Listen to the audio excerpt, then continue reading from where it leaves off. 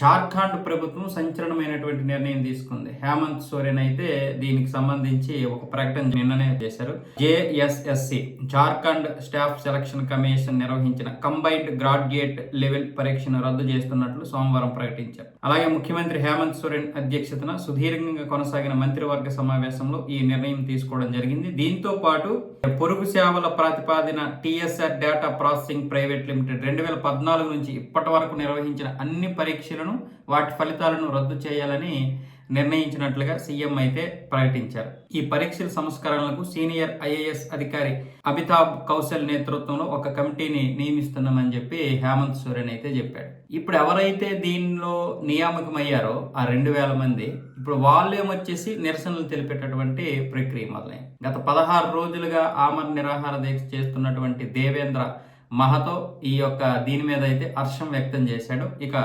ఉద్యమాన్ని విరమించండి, అలాగే అభ్యర్థులు ఎవరైనా సరే అభ్యంతరం ఉంటే కోర్టుల్ని న్యాయస్థానాల్ని ఆశ్రయించవచ్చు అని కూడా చెప్పడం జరిగింది. ఇటు క్యాబినెట్, హేమంత్ సోరెన్ క్యాబినెట్ మొత్తానికి ఇన్ని రోజుల ఉద్యమం యొక్క ఫలితం అయితే మంచిగానే వచ్చింది. కాకపోతే ఇప్పుడు నియామకమైనటువంటి వారి పరిస్థితి మళ్ళీ ఆందోళన అయితే పట్టే అవకాశాలు ఉన్నాయి.